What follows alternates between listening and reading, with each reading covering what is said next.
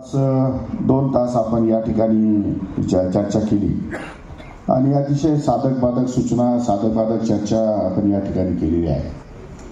मला असं वाटतं की मी महाराष्ट्रामध्ये विविध खेळाचे संघटक या सर्वांना माझा नमस्कार। खरं तर सर मी मुळात महाराष्ट्राचीच आहे आणि त्यामुळे साईचं सेंटर चालवताना ज्या होते ते आमच्याकडे ऑलरेडी ॲड्रेस केलेले आहेत। आपण एकदा विजिट गाव तेथे क्रीडांगण आपण साहेब जिल्हा परिषदच्या माध्यमातून ग्राम पंचायतच्या माध्यमातून ओपन जिम वाटत आहोत। ओपन जिम माझ्या 50 वर्षातला मी पाहिलेला शासनाचा नंबर 1 उपक्रम आहे, पण तो फक्त त्या गावातल्या किंवा शहराच्या फुटपाथच्या बाजूला दिसतोय। त्याच्याऐवजी तो जर प्रत्येक शाळेला आम्हाला मिळाला न मागता द्यावं साहेब, मागून तर भीक मागायचं द्या मला साहेब 10 रुपये द्या मला काहीतरी, ही मागायची वेळ बंदच करायची आपण शासनातून। जिथं गरज आहे तिथं आपण त्या हक्काने द्यावं, न मागता दिलं तर त्याचा आनंद आहे, नाहीतर त्या मुलासारखं चॉकलेट दिल्यासारखं होतं। चॉकलेट तुला देतो 3दा देत नाही तर नको चॉकलेट, तुझं मला काही गरज नाही, माझं मी कमीत करेन नाही तर घेणारच नाही। अशी अवस्था आपण टाळावीत, म्हणजे आमच्या प्रत्येक 1ली ते 12वीच्या शाळेला मागेल तिथे किंवा आपल्या पद्धतीने क्रीडांगण द्यावीत, जे क्रीडांगणावर सुविधा असाव्यात, क्रीडा साहित्य द्यावं। आणि विशेष म्हणजे आपली योजना आहे साहेब फार चांगली, महाराष्ट्रातल्या 353 तालुक्यात क्रीडा संकुल अपेक्षित होती। धन्यवाद। यानंतर मी छत्रपती संभाजीनगरच्या सॉफ्टबॉल आणि बेसबॉलच्या विकासाकरता अहोरात्र प्रयत्न करणारे गोकुळ तांदळे यांना आमंत्रित करतो। नमस्कार, धन्यवाद सर। बरेच मुद्दे या ठिकाणी आणि आपण भारताला शेतीप्रधान देश म्हणतो। जगाच्या पाठीवर जर आपण फिरलो तर जगाच्या पाठीवर काही गोष्टी अशा आहेत की त्याची चर्चा न केलेली बरी। म्हणजे मी आता मागच्या आठवड्यामध्ये दुबई आणि कतारला या ठिकाणी तिथले इन्फ्रास्ट्रक्चर बघायला गेलो होतो, तर त्यांचं इन्फ्रास्ट्रक्चर इतकं अपडेटेड आहे की आपण त्यांच्या पाठीमागं फारच कमी आहोत। म्हणजे एअर कंडिशन फुटबॉल त्यांचे स्टेडियम्स आहेत, म्हणजे इतक्या प्रकारचे त्यांच्या सुविधा त्यांनी दिलेल्या आहेत की आपण तिथे खेळाडूंना जर जखम झाली तर ते एक्सपर्ट, जगातले एक्सपर्ट त्या ठिकाणी आणले आहेत, जगातल्या मशिनरी त्या ठिकाणी आणून ठेवलेल्या आहेत। कोणता स्नायू कोणता या ठिकाणी हाडाच्या संदर्भामध्ये काय त्याचं डिसलोकेशन आहे ते सर्व तपासण्याचं सगळं काम करण्याचं काम त्या ठिकाणी सुरू आहे। त्या देशाशी आपण या ठिकाणी कतारशी आपण अग्रीमेंट पण करत आहोत की आमचे विद्यार्थी तिकडे जाऊ द्या, तुमचे विद्यार्थी आमच्याकडे येऊ द्या। पण एक गोष्ट मात्र तिथे वाखाणण्याजोगी आहे, त्या देशामध्ये फक्त ऑइल सोडलं तर काहीच उत्पन्न नाही आणि आपल्या देशामध्ये सर्वच उत्पन्न मिळतं। म्हणजे आपल्या देशा एवढं पोटेन्शियल, आपल्या देशा एवढं पोटेन्शियल देशात कोणाकडेच नाही आहे। अख्खं वाळवंट आणि ऑइल या 2 गोष्टीवरती त्या देशाने ऑइलवरती इतकी प्रगती केली आहे की भरपूर पैसा जगातून त्या ठिकाणी येत असतो। आणि या दृष्टिकोनातून आपल्याकडे मात्र लोकसंख्या जास्त आहे, इन्फ्रास्ट्रक्चर कमी आहे, पण विद्यार्थ्यांची संख्या मोठ्या प्रमाणावर आहे। नाही म्हटलं तरी महाराष्ट्रातले विद्यार्थी गोल्ड मेडल मिळण्यासाठी प्रयत्न करतात, राज्य पातळीवर, देश पातळीवर, इंटरनॅशनल पातळीवर बऱ्याच ठिकाणी आता काही खेळाडू गेलेले आहेत।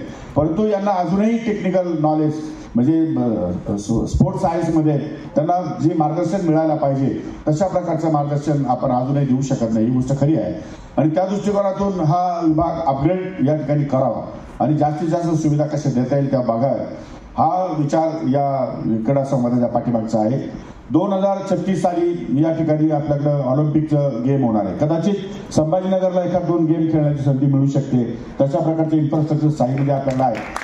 तर तशा प्रकारचा ऑलिम्पिकचा एखादा गेम आपल्याला आणता येतो का संभाजीनगरला, एखादा बालेवाडीला आणता येईल 1-2-3 गेम, काही मुंबईमध्ये आणता येत असतील तर त्या दृष्टिकोनातून आपले प्रयत्न राहणार आहे। तर शेवटी गुजरात मोठमोठ्या प्रकारचे स्टेडियम तयार करते। आज गुजरातला पण इन्फ्रास्ट्रक्चरचा विचार केला तर गुजरातही खूप पुढे त्या गोष्टीमध्ये खर्च करण्यामध्ये आपल्यापेक्षा आघाडीवर आहे। त्यामुळे आपण महाराष्ट्र मागे राहता कामा नये। हरियाणा, गुजरात, ओरिसा या सगळ्या राज्यांच्या बरोबरीने इन्फ्रास्ट्रक्चर महाराष्ट्राचं असलं पाहिजे आणि महाराष्ट्रातून चांगले खेळाडू निर्माण झाले पाहिजे। त्यासाठी हा सगळा आपला प्रपंच आहे आणि त्यासाठीच आपण या ठिकाणी सर्व ठिकाणी फिरतो। 2036 साली होणाऱ्या ऑलिम्पिक रेसमध्ये जास्तीत जास्त आपले खेळाडू जावे आणि जास्तीत जास्त गोल्ड मेडल आपल्याला मिळावं यासाठी प्रयत्न आतापासून आपल्याला करावे लागतील. आतापासूनच आपली यंत्रणा या ठिकाणी व्यवस्थितपणे सुरळीत ठेवावी लागेल. अनेक ठिकाणच्या आस्थापना या ठिकाणी वर्ग करावे लागतील. शाळांवरती या ठिकाणी त्यांना बंधनं घालावी लागतील. विद्यार्थ्यांना सुविधा उपलब्ध करून द्यावे लागतील. प्रशिक्षक नेमावे लागतील. क्रीडा शिक्षक नेमावे लागतील.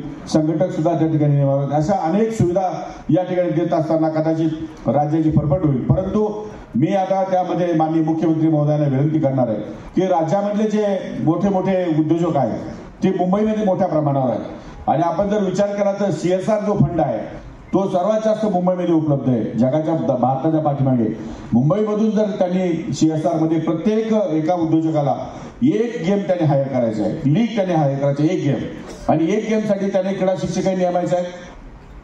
त्यांनी मुलं पण तयार करायचे आहेत, मुलांना सगळे खुराक पण द्यायचे आहेत आणि त्यांच्यातनं मुलं तयार करायचे आहेत. अशा प्रकारचा प्रस्ताव त्यांच्याकडे आपण या ठिकाणी माननीय मुख्यमंत्र्यांच्या मार्फत या ठिकाणी देणार आहोत की जेणेकरून कमीत कमी 100 आपल्याला उद्योजक त्या ठिकाणी भेटतील आणि 100 गेम जे आपले आहेत ते गेम आपल्यापैकी प्रत्येक जण एक एक गेम घेईल. आज सगळे जी काही CSR गुंतवणूक करणारी लोक आहेत ती निम्म्याआधी या ठिकाणी क्रिकेटच्या विश्वामध्ये या ठिकाणी कार्यरत आहे. म्हणजे क्रिकेट एकच विषय ज्यामध्ये आपण माहीर आहोत. आपण क्रिकेटमध्ये फार लक्ष घालण्याची आपल्याला आवश्यकता नाही. परंतु फुटबॉलमध्ये अजून आपण थोडे मागे आहोत, हॉकीमध्ये आपण थोडे मागे आहोत. तर ध्यानचंदजीने जे काय आपलं नावलौकिक या ठिकाणी देशामध्ये केलेलं आहे, म्हणजे ऑलिम्पिकमध्ये ध्यानचंद तसं विचार केला तर फारच मोठं नाव आहे. एवढ्या मोठ्या नावाने जर आपल्या देशामध्ये एक माणूस कुठल्याही प्रकारचं इन्फ्रास्ट्रक्चर नसताना परदेशामध्ये ऑलिम्पिकमध्ये जो आपलं नाव गाजू शकतो, तर मग आपल्याकडे असे अनेक लोक आहेत, अनेक माणसं आहेत, अनेक मुलं आहेत की ते आपलं नाव आपल्या कर्तृत्वावर आपल्या जीवावर या ठिकाणी मोठं करू शकतात. महाराष्ट्राला वर नेऊ शकतात, देशाला वर नेऊ शकतात आणि मोठं नाव या ठिकाणी कमवू शकतात. अशा प्रकारचं पोटेन्शियल शोधून आणि त्याच्यावरती टार्गेट करणं ही सुद्धा या विभागाची जबाबदारी आहे आणि त्यासाठी जाणीवपूर्वक हा या ठिकाणचा प्रयोग आहे. त्यामध्ये अनेकांनी सूचना खूप महत्वाच्या केल्या आहेत. या धोरणामध्ये त्याचा समावेश कसा करता येईल